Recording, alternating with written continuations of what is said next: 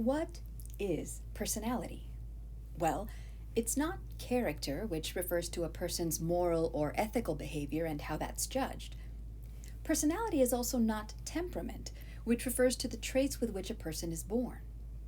These traits can be adjusted, but they are often enduring. Rather, in psychology, the concept of personality refers to an individual's characteristic pattern of thinking, feeling, and acting. There are several theories of personality. Today, we'll explore the psychodynamic theory. Psychodynamic theory of personality assumes that unconscious forces determine behavior and thus influence personality. The initial psychodynamic theory was, perhaps unsurprisingly, developed by Sigmund Freud, and it dovetails rather nicely with his ideas of social development, which Freud referred to as the psychosexual stages. Psychodynamic theorists believe that the mind is divided into 3 levels of consciousness. Often, the mind is depicted as an iceberg, where most of its consciousness is below the water's surface. The conscious mind, our sense of reality, is what is above the waterline. This is the smallest part of what goes on in the mind, even though it's what we're most aware of. The pre-conscious mind contains information, like memories, of which we might easily become aware, but which are, for the most part, hidden from consistent recognition. For psychodynamic theorists, the largest part of the mind is the unconscious, which remains hidden almost always. The information it contains often only emerges in symbolic form, such as in dreams, or in inexplicable behavior. In this context, that is, when addressing personality theories, the word unconscious has a different definition from the medical use of the term. Psychodynamic theorists believe that the forces which drive a personality operate under the surface of the water at the preconscious and unconscious levels. And, as mentioned previously, there's a close connection between Freud's social development theory and his theory of personality. The ego inhabits the conscious and part of the unconscious minds. Freud believed that the ego emerges when infants begin to be aware of the social construct around them. The ego is reality-based, and it works to try and balance the conscious and unconscious minds. Thus, it operates on the reality principle, trying to satisfy the id's urges within the constraints of society, within the constraints of the real world. The id occupies the unconscious mind. Freud believed that a person's id, which exists at birth, contains all the instincts and energy necessary for survival. He called this instinctual energy libido, and he further believed that the id urged humans toward immediate gratification. He called this belief the pleasure principle. The superego straddles the preconscious and unconscious minds. Freud believed that the superego was the internalized need to comply with authority, so it operates on the morality principle. These 3 elements of the mind operate in this way. When the id expresses a need and wants it satisfied now, the ego tries to figure out ways to address that need in a way that is socially acceptable, and the superego then evaluates the success of those attempts to address the need. If the superego believes that the attempt at satisfaction is socially appropriate, then the person feels gratified. If, however, the expression is socially inappropriate, then the person feels shame. In order to understand personality and to correct unwanted behaviors, psychodynamic theorists developed practices to help a person delve deeply into the hidden parts of their minds. This is where psychoanalysis, developed by Freud, comes in. Freud's 1901 text, The Psychopathology of Everyday Life, really began to lay out his therapy approach.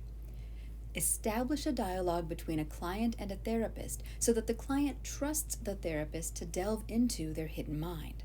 This text revealed that, since humans are just highly advanced animals, we often struggle to cope with animalistic urges with our id, and what we tend to do is repress our id as we deal with the real world, as we deal with civilization.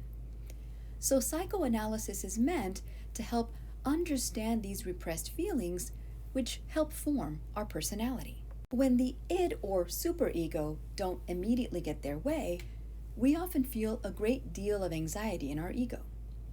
This constant state of conflict is Freud's view of how personality works. When the anxiety created by this conflict gets out of hand, disordered behavior arises. Often, this disordered behavior takes the form of various defense mechanisms. Here are some examples of defense mechanisms. Your book has a similar chart. According to Freudians, these are the ways in which humans try to avoid the anxiety produced by the compelling forces of the id and superego. For psychologists who adhere to psychodynamic theory, it's important to initiate a dialogue with their client so that the client identifies their disordered behaviors and the psychologist can identify the defense mechanism and work with the client to more rationally approach the real problem. For instance, look at the definition of and example for the defense mechanism of repression. If a client were to indicate that they suddenly felt an extreme fear of visiting their grandparents' home and didn't know where it came from, the psychologist would probe the client's memory for some indication of that fear. Eventually, the client might reveal that their grandfather had died recently in the home. With more probing, the psychologist might discover that their client had witnessed their grandfather's death, but that the memory of witnessing that was so horrible that they'd repressed it. They didn't remember. But in so repressing the memory, they now didn't understand their fear about going to their grandparents' house. Since psychologists criticized Freud's psychosexual stages with which his personality theory is associated, it's inevitable that there would be criticism of psychodynamic theory as well. Among other critiques, most psychologists now believe that development continues through one's lifespan and doesn't end in childhood or adolescence. They also argue that Freud overestimated parental influence and underestimated peer influence. At the same time, some parts of Freud's theories are generally accepted. For instance, the idea that much of our mental life is unconscious, that is, that we're unaware of how much we are cognitively processing. The idea that childhood experiences shape personalities, and that the dynamics of anxiety and defense mechanisms exist. Criticisms of Freud's initial theories would lead to a revision of those theories by a group known as the Neo-Freudians. The Neo-Freudians preserved elements of psychoanalysis and retained many of Freud's concepts, but they developed their own competing theories to personality development. They put more emphasis on the conscious mind, particularly with interpreting experience and coping with the environment. For instance, Austrian psychologist Alfred Adler developed the concept of the Inferiority Complex, the overwhelming belief that one is inferior or somehow deficient in comparison to others. Adler believed that an inferiority complex could develop due to a childhood in which one was constantly and unfavorably compared to someone else, such as an older sibling. Adler also developed birth order theory, the idea that a person's birth order could affect their personality because it might shape how they were treated. But he also argued that an inferiority complex might also develop because of physical or mental struggles, or even because of experiencing a lower social status due to wealth or ethnicity or any number of social factors.